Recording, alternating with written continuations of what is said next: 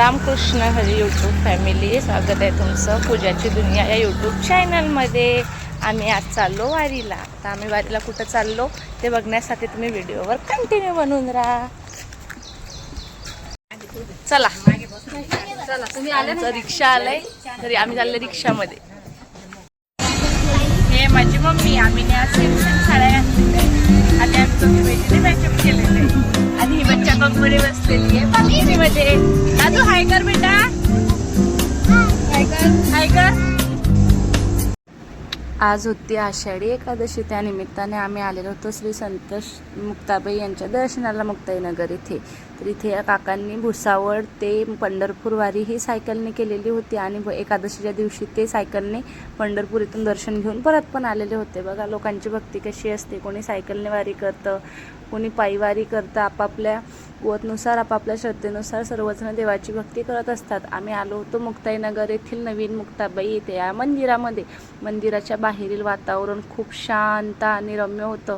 आजूबाजूला पूर्ण निसर्ग होता, मळे वगैरे, आणि खूप शांतता वाटत होती. इथं रक्तदानाचा कॅम्प पण लागलेला होता, म्हणजे यथाशा आपण रक्तदान करू शकत होतो.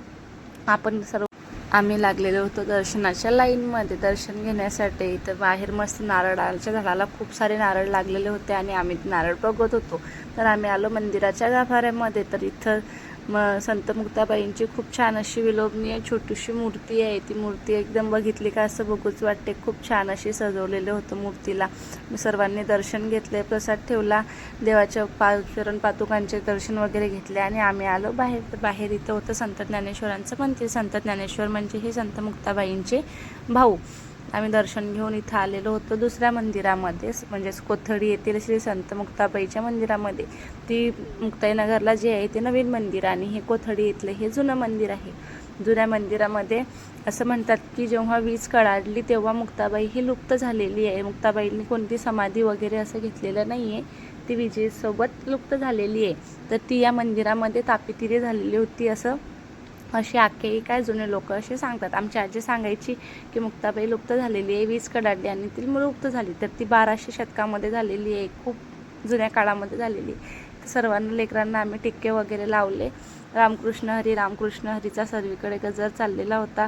सर्वांनी मस्तपैकी वारकरीचे टिक्के लावले आणि आम्ही निघालो मस्तपैकी मंदिरामध्ये कोथळी इथल्या. तर मंदिराचं बांधकाम हे पूर्णपणे दगडामध्ये केलेलं आहे. मंदिरामध्ये या खूप सारी गर्दी होती आणि बाहेर यात्रा पण लागलेली होती. खूप लोक दर्शनासाठी दुरून येतात. ज्यांना पंढरपूरला जाणे शक्य होत नाही ते लोक इथं संत मुक्ताबाई क्षेत्रावर येत असतात आपल्या वारीसाठी. इथं रांगोळी काढलेली होती छान अशी संत ज्ञानेश्वर आणि संत मुक्ताबाई बंधुभावांची. आम्ही दर्शनाच्या लाईनमध्ये लागलो. एवढी मोठी लाईन होती तरी पण आमचं दर्शन खूप आरामात झालं आणि शांततेत झालं. कसं मंदिराचं मॅनेजमेंट खूप छान आहे. आम्ही दर्शन वगैरे घेऊन थोडं बाहेर बसलो. तर माझ्या मुलाची चाललेली होती मस्ती. नंतर तर एका बाबांनी त्याला उचलला आणि परत मुक्ताईच्या पायावरती त्याचं डोकं ठेवून त्याला दर्शन करवलं. म्हणजे माझ्या मुलाचं 2 वेळ दर्शन झालं. नंतर आम्ही आलो बाहेर, कारण आता भूक लागलेली होती. उपवास होता पण थोडाफार आम्हाला खायचं होतं. तर आम्ही इथे साबुदाणा वडे घेतले. आमचे साबुदाणा वडे बनेपर्यंत लेकराला मस्त आम्ही गार्डनमध्ये खेळायला नेलं. तर साबुदाणा वड्यांचा थोडासा नाश्ता करून आम्ही आलो इथं बाहेर दराबा घ्यायला. ही सर्व पदार्थ उपवासाचे होते. इथं उपवासाचे शेव, दराबा वगैरे घेऊन आम्ही निघालो आमच्या तिसऱ्या ठिकाणी जायला. तिसऱ्या ठिकाणी आम्हाला कुठं जायचं होतं तर ते सांगते.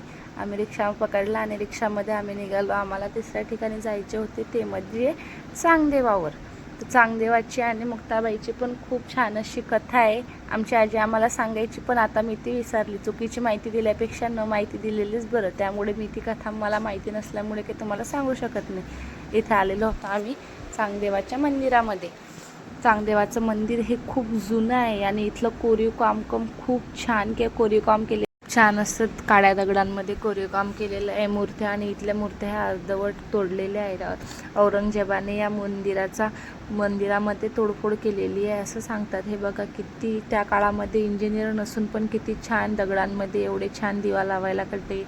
वरती खांबांवरती कोरीव काम, एवढं छान नक्षीकाम केलेलं आहे जे आजकालच्या इंजिनियर्सला सुद्धा लाजवेल. त्या काळामध्ये ना कोणती मशीन होती, ना कोणते यंत्र होते, तरी पण त्या लोकांच्या हात मेहनतीने किती सुंदर असं कोरीवकाम केलेलं आहे. आणि आपल्या भारतामध्ये खूप ठिकाणी खूप लेण्यांमध्ये असे कोरीव काम केलेलं आहे.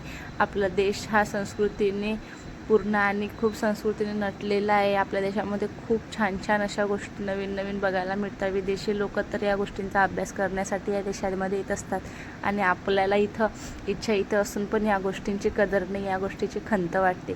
इथं आम्ही आलो होतो गर्भगृहामध्ये चांगदेवाच्या दर्शनासाठी. तर आम्ही चांगदेवाचं दर्शन घेतले आणि तसं म्हटल्याने या मंदिराचा एवढा उद्धार झालेला नाही. प्रशासनाने याकडे दुर्लक्ष द्यायला पाहिजे असं मला वाटतं. तुम्हाला काय वाटतं नक्की कमेंटमध्ये सांगा. आम्ही बाहेर आलो. इथं तापी आणि पूर्णा नदीचा संगम आहे, 2 नद्यांचा. तर आम्ही इथे आलेलो होतो त्या नदीचा संगम बघायला. मी तर इथे 21 वर्षा पहिले आलेली होती. 21 वर्षानंतर मी या मंदिरामध्ये गेलेली होती आणि आम्ही बसले होतो बोटमध्ये. तर बोट सफारीचा आनंद घेत आम्ही मस्तपैकी बोट सफारी केली आणि त्या एक ताई बोलत होत्या की आम्हाला पाणी भरून द्या बॉटलला, कारण लोकांची श्रद्धा असते की थोडंसं पूर्णाचं पाणी हे आपल्या घरामध्ये असायला पाहिजे. कधीतरी आंघोळीला प्रसन्न वाटतं आणि घरामध्ये नद्यांचं पाणी असायला पाहिजे, कारण नद्यांना आपण खूप पवित्र मानत असतो. आपल्या भारतीय संस्कृतीमध्ये नद्यांना पवित्र स्थान आहे आणि आपण ते सर्व त्यांचं वारसा चालवत आहे. तर माझी मुलगी दर्शन करत होती. आम्ही आलेलो होतो इथं 4थ्या ठिकाणी म्हणजे मेहुणच्या मुक्ताबाईला आणि नंतर आम्ही गेलो संत शिरोमणी रविदास महाराज